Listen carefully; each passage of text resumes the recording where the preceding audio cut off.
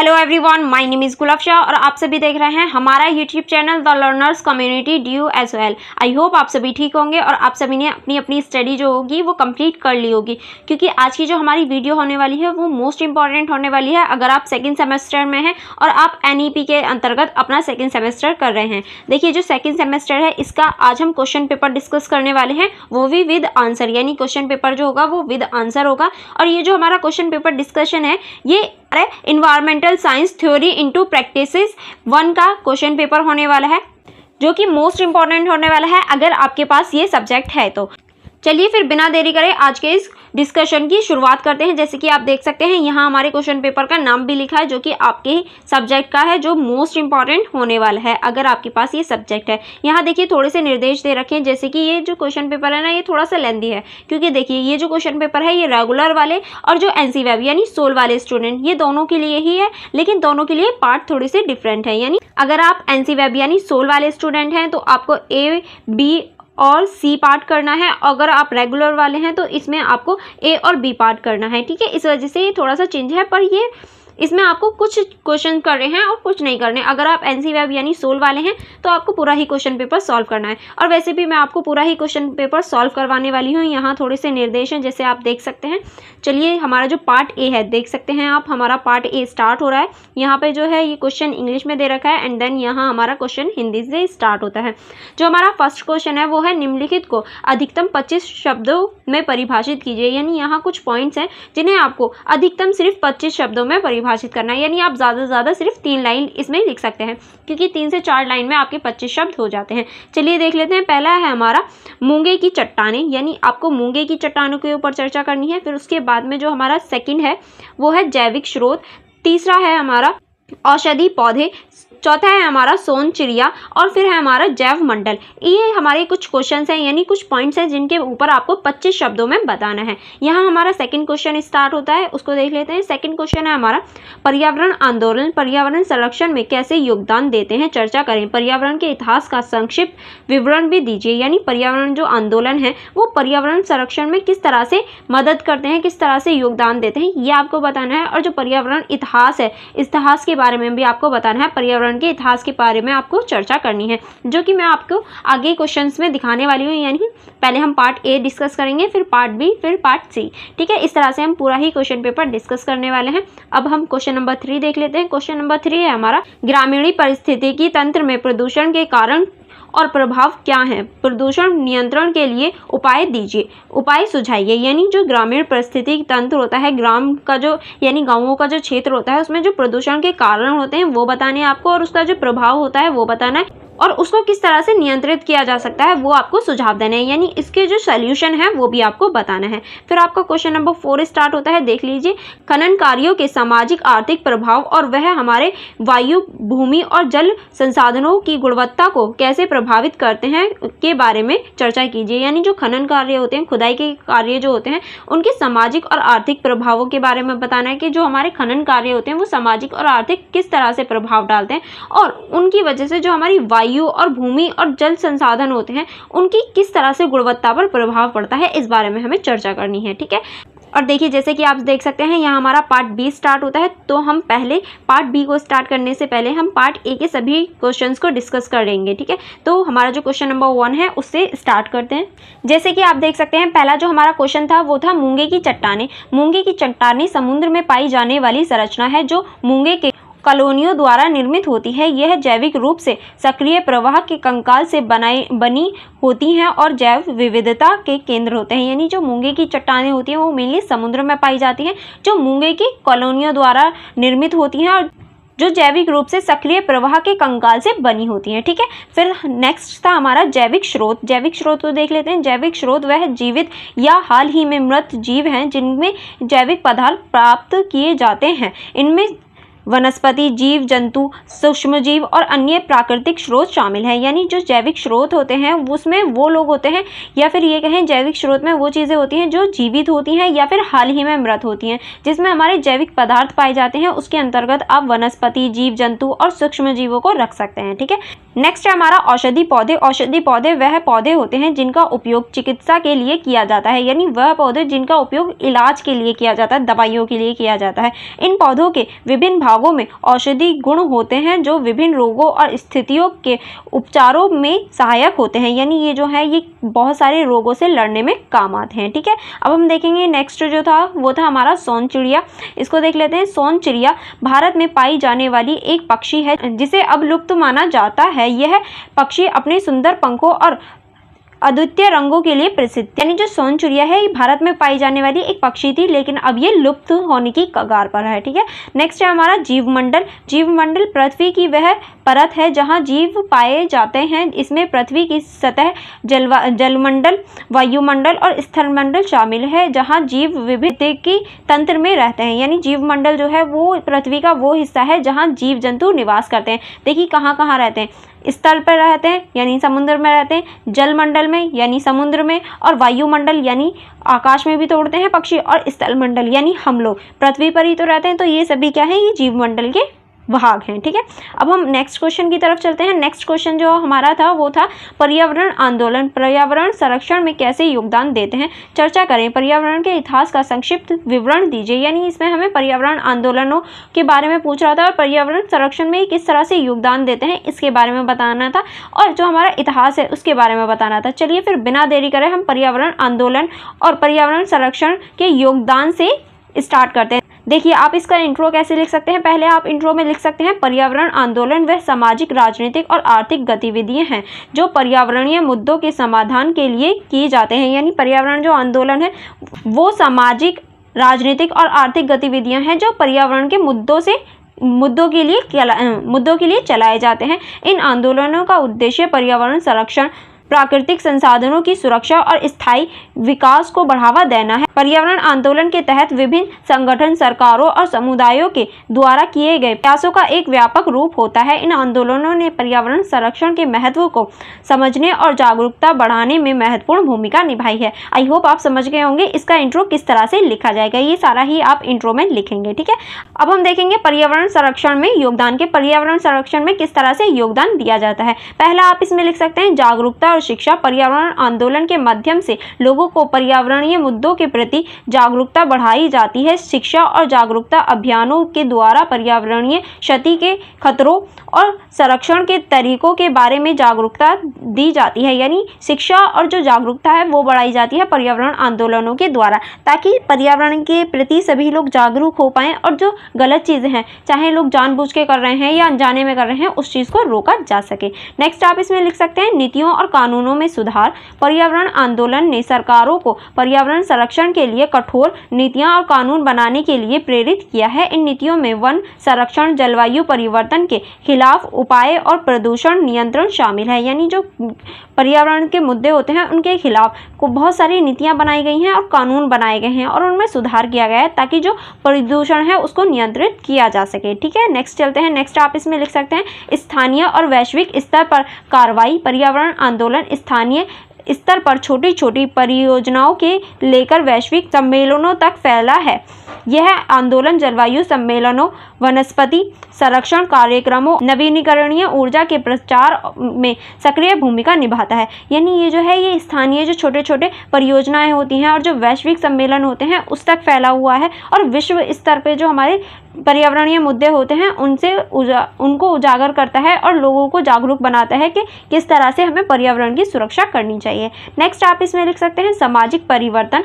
पर्यावरण आंदोलन ने समाज में स्थायी जीवन शैली अपनाने की प्रवृत्ति को बढ़ाया दिया है, जिससे पुनः उपयोग, पुनर्चक्रण और संसाधनों के समुचित उपयोग को प्रोत्साहित किया जा सकता है। यानी जो पर्यावरण आंदोलन है उन्होंने जीवन शैली को अच्छा बनाने और स्थायी बनाने में योगदान दिया है, ताकि जो पुनर्चक्रण होता है यानी जो हम रिसाइकिल करते हैं, जो एक चीज़ है उसका दोबारा यूज़ कर पाएँ। ठीक है, नेक्स्ट आप इसमें लिख सकते हैं सक्रियता और विरोध प्रदर्शन। पर्यावरणीय नीतियों और परियोजनाओं के खिलाफ विरोध प्रदर्शन और सक्रियता के द्वारा आंदोलन ने पर्यावरणीय हितों की रक्षा की है। उदाहरण स्वरूप बांध नियंत्रण या खनन परियोजना के खिलाफ प्रदर्शन। ये आप इसमें उदाहरण के रूप में लिख सकते हैं बांध नियंत्रण और खनन परियोजना के खिलाफ जो आंदोलन हुए थे। नेक्स्ट आप इसमें ये क्या हो गया कहाँ गया। नेक्स्ट आप इसमें लिख सकते हैं वैज्ञानिक अनुसंधान और डेटा। पर्यावरण आंदोलन ने पर्यावरणीय क्षति के आंकड़ों और अनुसंधान को सार्वजनिक किया है, जिससे इन नीति निर्माणों में वैज्ञानिक आधार प्राप्त हो सके।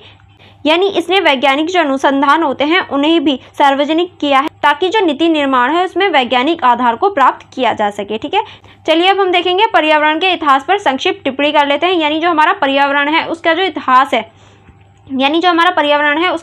है, उस पर संक्षिप्त टिप्पणी कर लेते हैं। पहले हम देखेंगे प्रारंभिक काल। प्रारंभिक काल में आप क्या लिख सकते हैं? प्राचीन काल से ही मनुष्य और पर्यावरण का संबंध परस्पर निर्भर रहा है। प्राचीन सभ्यताओं में प्राकृतिक संसाधनों की संतुलन और उपयोग और संरक्षण होता है। भारतीय सभ्यता में वनस्पति और जल संरक्षण का उल्लेख मिलता है। यानी हम कह सकते हैं जो भारतीय सभ्यता है उसमें भी जो वनस्पति और जल है उसका संरक्षण का उल्लेख मिलता है। और जो मानव है उसका जो संबंध है पर्यावरण से, वो एक ऐसा संबंध है जो परस्पर निर्भरता है। क्योंकि अगर हमारा पर्यावरण नहीं होगा, क्या हम सर्वाइव कर पाएंगे? क्या हम रह पाएंगे? नहीं रह पाएंगे। तो इसीलिए पर्यावरण और एक मनुष्य का जो संबंध होता है वो निर्भरता वाला संबंध होता है। अब हम इसमें देखेंगे औद्योगिक क्रांति के बारे में हम लिख सकते हैं, क्योंकि हम इतिहास की बात कर रहे हैं। तो औद्योगिक क्रांति में आप क्या लिख सकते हैं? 18वीं और 19वीं शताब्दी की औद्योगिक क्रांति ने पर्यावरण पर गहरा प्रभाव डाला। कोयला और अन्य जीवाश्म ईंधनों का व्यापक उपयोग, औद्योगिक उत्पादन और शहरीकरण ने पर्यावरण को गंभीर रूप से प्रदूषित किया। इन दौरान वनों की कटाई और जल संसाधनों का अत्यधिक दोहन हुआ। देखिए, जो मेनली हम कह सकते हैं जो पर्यावरण प्रदूषण शुरू हुआ वो 18वीं और 19वीं शताब्दी के बाद ही हुआ, जब से औद्योगिक क्रांति आई। क्योंकि औद्योगिक क्रांति ने नए नए उद्योगों को जन्म दिया और ईंधनों के रूप में कोयले का यूज़ करना शुरू कर दिया, जिसकी वजह से जो प्रदूषण था वो और ज़्यादा बढ़ने लगा। ठीक है, अब हम देखेंगे 20वीं शताब्दी की बात कर लेते हैं। 20वीं शताब्दी के मध्य में पर्यावरणीय समस्याओं के प्रति जागरूकता बढ़ी। यानी अब 20वीं शताब्दी आते आते जो पर्यावरणीय मुद्दे थे उनके ऊपर जागरूकता बढ़ने लगी। 1962 में राचल कार्सन की पुस्तक साइलेंट स्पीकर ने रासायनिक कीटनाशकों के उपयोग और उनके पर्यावरणीय प्रभाव पर ध्यान आकर्षित किया। यानी ये जो लेखक हैं इन्होंने अपनी एक बुक लिखी थी साइलेंट स्पीकर, जिस पे सभी लोगों ने ध्यान दिया, जो कि एक रासायनिक कीटनाशक के ऊपर थी जो कि फसलों में डाला जाता है। यानी कीटनाशक जो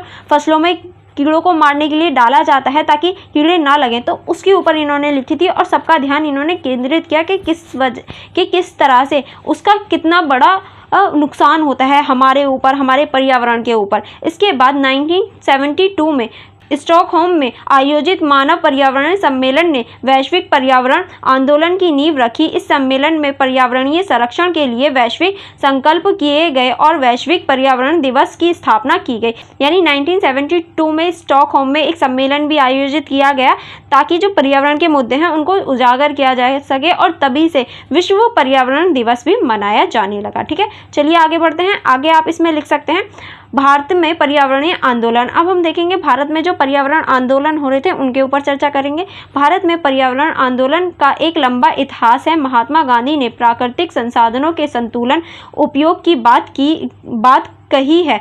1973 में चिपको आंदोलन उत्तराखंड में वृक्षों की कटाई के खिलाफ एक महत्वपूर्ण पर्यावरणीय आंदोलन है, जो कि हमारा 1973 में चिपको आंदोलन हुआ था, वो भी बहुत ज़्यादा इंपॉर्टेंट है और ये भारत में हुआ था। ठीक है, तो इसीलिए ये भारत के इतिहास में बहुत महत्वपूर्ण भूमिका निभाता हुआ हमें दिखाई देता है। आगे चलते हैं। इस आंदोलन में ग्रामीण महिलाओं ने वृक्षों को गले लगाकर उनकी रक्षा की। यानी चिपको आंदोलन में बच्चे हों, महिलाएं हों, बुजुर्ग हों, सभी लोग वृक्षों से जाकर चिपक गए थे ताकि उनकी कटाई ना की जा सके। आगे आप इसमें लिख सकते हैं 1984 में भोपाल गैस त्रासदी ने पर्यावरण सुरक्षा के महत्व को उजागर किया, जिसके बाद 1986 में पर्यावरण संरक्षण अधिनियम लागू किया गया। आपने भी भोपाल गैस त्रासदी के बारे में पढ़ा होगा जो 1984 में हुआ था, जो कि बहुत इंपॉर्टेंट मुद्दा हो जाता है पर्यावरण सुरक्षा को लेकर। और उसके बाद में 1986 में पर्यावरण संरक्षण के लिए अधिनियम भी बनाया गया था। ठीक है, चलिए आगे बढ़ते हैं। अब आगे हम देखेंगे समकालीन आंदोलन, यानी समकालीन जो आंदोलन हो रहे हैं उनके बारे में चर्चा कर लेते हैं। देखिए समकालीन का अर्थ ही होता है कि वर्तमान समय में जो हमारे प्रेजेंट टाइम में चल रहे हैं। अब हम उन आंदोलन के बारे में बात करेंगे।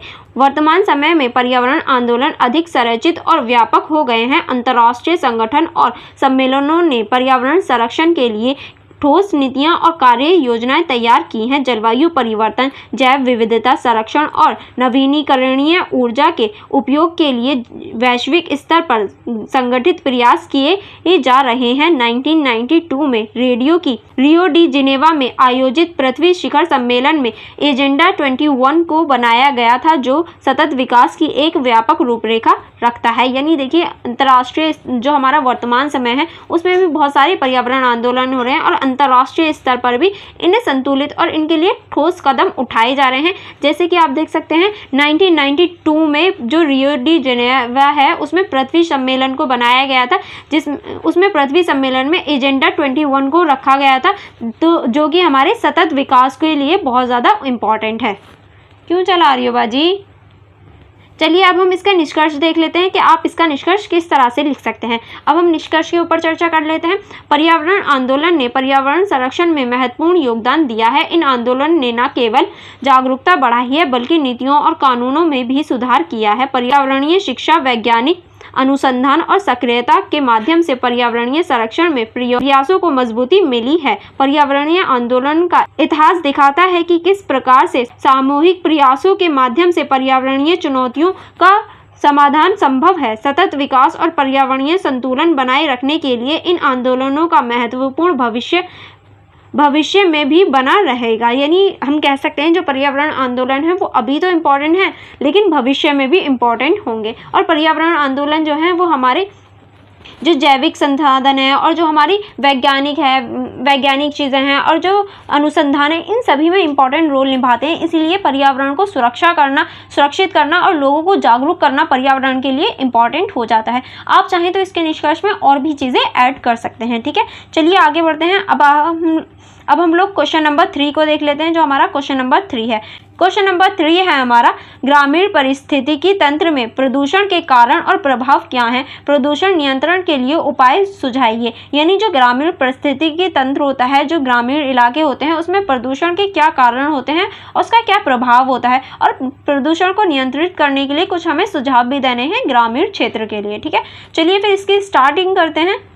पहले हम ग्रामीण पारिस्थितिकी तंत्र में जो प्रदूषण है और उसके कारण और प्रभावों के ऊपर देख लेते हैं। देखिए, अब हम देखेंगे कि आप लोग इसका इंट्रो कैसे लिख सकते हैं। आप लोग इसका इंट्रो में लिख सकते हैं, ग्रामीण पारिस्थितिकी तंत्र में प्रदूषण विभिन्न स्रोतों से उत्पन्न होता है, जिसमें कृषि, औद्योगिक गतिविधियां, घरेलू अपशिष्ट और प्राकृतिक कारण शामिल हैं। यह प्रदूषण जल, वायु और मृदा को प्रभावित करता है, जिससे पारिस्थितिकी तंत्र में संरचना और कार्यप्रणाली पर गहरा असर पड़ता है। यानी जो ग्रामीण क्षेत्रों में प्रदूषण होता है उसको उत्पन्न होने के कई कारण हैं, जैसे हमारी कृषि, प्रौद्योगिकी गतिविधियां और घरेलू अपशिष्ट, और कुछ प्राकृतिक कारण भी हैं, जैसे जो कि हमारे जल को, वायु को और मृदा को प्रभावित करते हैं। अब हम देखेंगे प्रदूषण के कारण, यानी जो प्रदूषण होता है उसके क्या कारण हैं। पहले हम उन्हीं कारणों के ऊपर चर्चा करेंगे। पहला आप लिख सकते हैं कृषि गतिविधियां। अब हम देखेंगे कृषि गतिविधियों से किस तरह से प्रदूषण होता है। पहला आप लिख सकते हैं इसमें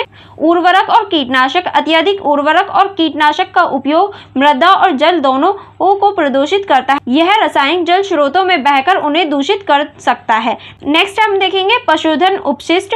पशुधन के मल, मूत्र और अन्य अपशिष्ट मृदा और जल को प्रदूषित करते हैं। अब हम देखेंगे औद्योगिक गतिविधियां कि किस तरह से औद्योगिक गतिविधियां प्रदूषण करती हैं। पहला आप लिखेंगे औद्योगिक अपशिष्ट। ग्रामीण क्षेत्रों में स्थित छोटे उद्योग और कारखाने रासायनिक अपशिष्ट को बिना किसी उपचार के सीधे जल स्रोतों में छोड़ देते हैं, जिससे जल प्रदूषण होता है। ठीक है, नेक्स्ट आप इसमें लिख सकते हैं खनन गतिविधियां। खनन के दौरान निकाले गए मृदा और रासायनिक पदार्थ जल और मृदा को प्रदूषित करते हैं। ठीक है, अब हम लोग आगे चलते हैं। अब हम देखेंगे घरेलू अपशिष्ट। पहले हम देखेंगे घरेलू सीवेज। ग्रामीण क्षेत्रों में उचित सीवेज प्रणाली की कमी के कारण घरेलू अपशिष्ट जल सीधे जल स्रोतों में मिल जाते हैं, जिससे जल प्रदूषण होता है। नेक्स्ट हम देखेंगे जलावन। घरों में खाना बनाने और अन्य गतिविधियों के लिए लकड़ी और अन्य बायोमास का जलावन वायु प्रदूषण के कारण बनता है। ठीक है, नेक्स्ट आप इसमें लिख सकते हैं। अब हम नेक्स्ट देखते हैं।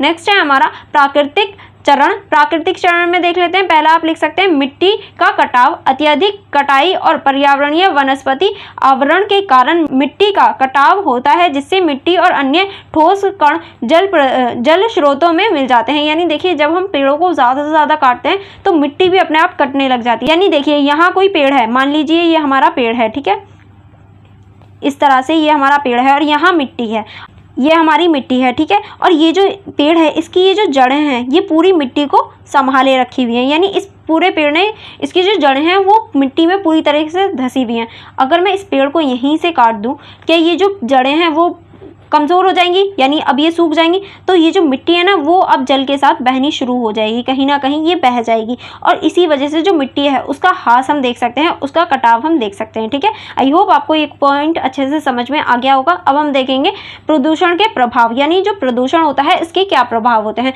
पहला आप लिख सकते हैं जल प्रदूषण, पीने के जल की गुणवत्ता की कमी।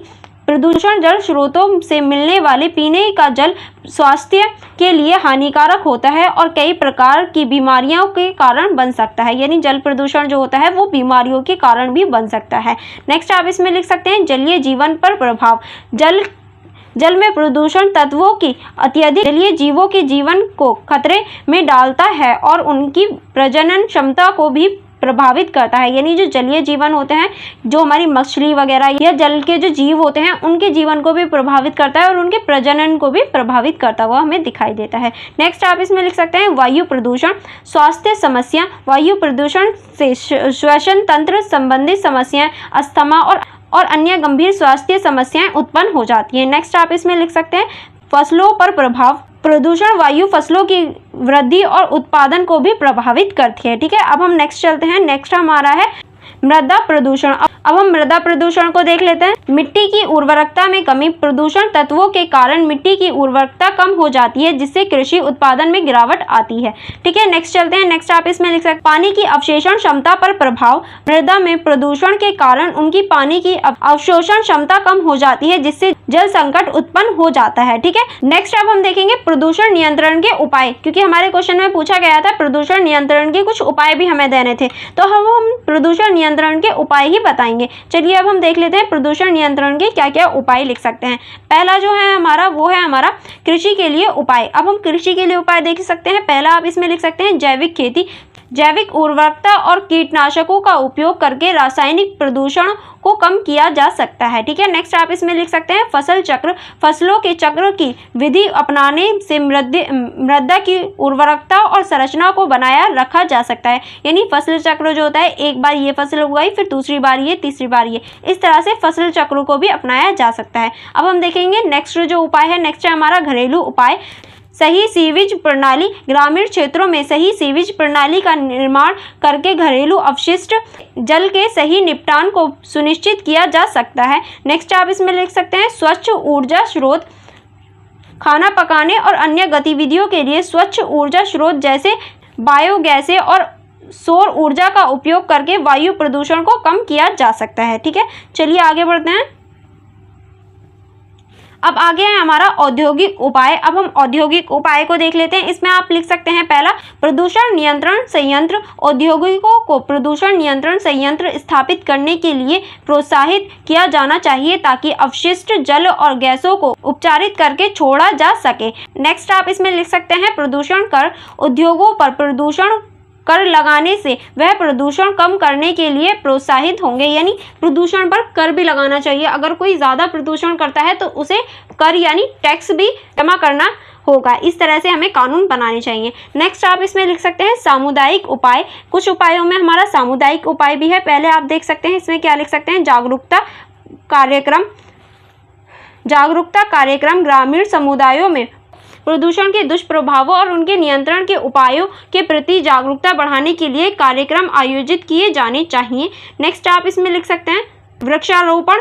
अधिक से अधिक वृक्षारोपण करने के लिए पर्यावरण में सुधार किए जा सकते हैं और मृदा क्षरण को रोका जा सकता है। यानी अधिक से अधिक हमें पेड़ लगाने चाहिए, ताकि जो मृदा क्षरण है उसको रोका जा सके। जो मृदा यानी मिट्टी का कटाव हो रहा है उसको रोका जा सके। अब हम फिफ्थ पॉइंट को देख लेते हैं, जो हमारा पांचवा उपाय है उसको देख लेते हैं। पांचवें उपाय में आप लिख सकते हैं सरकारी उपाय। सख्त कानून और नीतियां सरकारों को पर्यावरण संरक्षण के लिए सख्त कानून और नीतियां बनानी चाहिए और उनका पालन सुनिश्चित करना चाहिए। नेक्स्ट आप इसमें लिख सकते हैं प्रोत्साहन योजनाएं सरकार को स्वच्छ ऊर्जा स्रोतों और पर्यावरणीय मित्रवत तकनीकों के उपयोग को प्रोत्साहित करने के लिए योजनाएं बनानी चाहिए। यानी जो सरकार है उसको योजनाएं बनानी चाहिए ताकि जो पर्यावरण है उसको जो हानि हो रही है उसको कम किया जा सके। अब हम देखेंगे इसका निष्कर्ष कि आप इसके निष्कर्ष में क्या लिख सकते हैं। चलिए देखते हैं। ग्रामीण पारिस्थितिकी तंत्र में प्रदूषण एक गंभीर समस्या है जो जल, वायु और मृदा को प्रभावित करती है और मानव स्वास्थ्य एवं कृषि पर नकारात्मक प्रभाव डालती है। प्रदूषण नियंत्रण के लिए सामूहिक प्रयासों की आवश्यकता है जिससे सरकारी नीतियां, सामुदायिक जागरूकता और व्यक्तिगत जिम्मेदारियां शामिल हैं। सही उपयोग के द्वारा हम प्रदूषण को नियंत्रित कर सकते हैं और एक स्वस्थ पर्यावरण की दिशा में कदम उठा सकते हैं। यानी हम कह सकते हैं जो हमारा ग्रामीण प्रदूषण होता है वो जल को, वायु को, मृदा को सभी को प्रभावित करता है और मानव पर और कृषि पर नकारात्मक प्रभाव डालता है और इसको नियंत्रित करना बहुत ज़्यादा इम्पॉर्टेंट है क्योंकि अगर हमने इसको नियंत्रित नहीं किया तो ये हमारे स्वास्थ्य पर नकारात्मक प्रभाव डाल सकता है और इसके लिए हमें सरकारी नीतियों, सामुदायिक जागरूकता और व्यक्तिगत जागरूकता की आवश्यकता है ताकि हम इसको रोक सकें और हमारा जो स्वास्थ्य है उसको अच्छा बना सकें। आई होप आपको क्वेश्चन नंबर 3 भी अच्छे से समझ में आ गया होगा। अब हम देखेंगे क्वेश्चन नंबर 4। चलिए क्वेश्चन नंबर 4 को देख लेते हैं। यह है हमारा खनन कार्यों के सामाजिक आर्थिक प्रभाव और वह हमारे वायु, भूमि और जल संसाधनों की गुणवत्ता को कैसे प्रभावित करते हैं के बारे में चर्चा कीजिए। चलिए देख लेते हैं। पहले हम देखेंगे खनन कार्य के सामाजिक आर्थिक प्रभाव और पर्यावरण प्रभाव। यानी जो हमारा खनन कार्य होता है उसका जो सामाजिक आर्थिक प्रभाव होता है और पर्यावरणीय प्रभाव होता है उसको देख लेते हैं। आप इसका इंट्रो इस तरह से लिख सकते हैं। खनन कार्यों का सामाजिक आर्थिक प्रभाव और पर्यावरण पर प्रभाव गहरा होता है। यह विभिन्न समुदायों, अर्थव्यवस्था और पारिस्थितिकी तंत्र को प्रभावित करते हैं। खनन की गतिविधियां सीधे वायु, भूमि और जल संसाधनों की गुणवत्ता को प्रभावित करती हैं। यहाँ हम इन प्रभावों पर विस्तार से चर्चा करेंगे। यानी देखिए जो खनन प्रदूषण होता है ये सीधी तरह से हमारे वायु, भूमि और जल पर प्रभाव करता है। अब हम इसको विस्तार से देखेंगे। चलिए देख लेते हैं किस तरह से जो खनन प्रदूषण है वो हमें हानि पहुंचाता है। देखिए पहले आप इसमें से लिख सकते हैं खनन के सामाजिक और आर्थिक प्रभाव। यानी जो खनन होता है, जो खुदाई होती है, उसकी जो सामाजिक और आर्थिक प्रभाव होते हैं उनको देख लेते हैं। इसमें आप पहला पॉइंट लिख सकते हैं रोजगार और आर्थिक विकास। रोजगार सृजन। खनन उद्योग बड़े पैमाने पर रोजगार प्रदान करता है। स्थानीय समुदायों को खनन कार्यों में रोजगार मिलता है जिससे उनकी आय में वृद्धि हो जाती है। यानी ये जो है ये हमारे रोजगार को बढ़ाने का कार्य करता है। नेक्स्ट आप इसमें लिख सकते हैं आर्थिक विकास। खनन उद्योगों से संबंधित उद्योग और व्यवसाय बढ़ जाते हैं जिससे क्षेत्रों का आर्थिक विकास होता है। अब हम नेक्स्ट देख सकते हैं। नेक्स्ट है हमारा सामुदायिक पर प्रभाव। यानी जो समुदाय पर प्रभाव पड़ता है उसको देख लेते हैं। इसके अंतर्गत आप लिख सकते हैं विस्थापन। खनन कार्यों के लिए बड़ी भूमि की आवश्यकता होती है जिसके कारण स्थानीय निवासियों को विस्थापित किया जाता है। यह सामाजिक असंतोष और संघर्ष के कारण बन जाता है। यानी देखिए जो विस्थापन की स्थिति हम इसमें देख सकते हैं क्योंकि खनन के लिए, खुदाई के लिए बड़ा क्षेत्र चाहिए। इसकी वजह से जो लोग होते हैं उन्हें विस्थापित करने की आवश्यकता होती है। नेक्स्ट आप इसमें लिख सकते हैं स्वास्थ्य समस्याएं। खनन क्षेत्रों में रहने वाले लोग धूल, धुएं और रसायनों के संपर्क में आते हैं जिससे विभिन्न स्वास्थ्य समस्याएं उत्पन्न हो जाती हैं। यानी उन्हें स्वास्थ्य समस्याओं को फेस करना पड़ता है, उन्हें उनका सामना करना पड़ता है। नेक्स्ट जो पॉइंट है वो है हमारा सामाजिक और सेवाओं में सुधार। किस तरह से, चलिए देख लेते हैं। बुनियादी ढांचे का विकास। खनन कंपनियां सड़कों, अस्पतालों का निर्माण कराती हैं जिससे स्थानीय समुदायों को लाभ होता है। नेक्स्ट आप इसमें लिख सकते हैं शिक्षा और प्रशिक्षण। खनन कंपनियां स्थानीय निवासियों को शिक्षा और प्रशिक्षण प्रदान करती हैं जिससे उनकी कौशल में वृद्धि होती है। ठीक है। अब हम देखेंगे खनन पर्यावरण पर प्रभाव। यानी खनन के कारण जो पर्यावरण पर प्रभाव होता है उसको देख लेते हैं। पहला आप लिख सकते हैं वायु प्रदूषण। धूल और धुआं। खनन कार्यों के दौरान भारी मशीनों और विस्फोट का उपयोग होता है जिससे धूल और धुआं का उत्पादन होता है। यह वायु गुणवत्ता को प्रभावित करते हैं और सांस संबंधित बीमारियों का कारण बनता है। नेक्स्ट आप इसमें लिख सकते हैं विषाक्त गैसें। खनन के दौरान सल्फर डाइऑक्साइड, नाइट्रोजन ऑक्साइड और अन्य विषाक्त गैसें उत्सर्जित होती हैं जो वायु को प्रदूषित करती हैं। अब हम देखेंगे जल प्रदूषण कैसे होता है। खनन का अपशिष्ट खनन कार्यों के उत्पन्न अपशिष्ट जल स्रोतों में मिल जाता है, जिससे जल प्रदूषण होता है। रासायनिक अपशिष्ट जैसे आर्सेनिक, सीसा और मरकरी जल में घुलकर उसे विषैला बना देते हैं।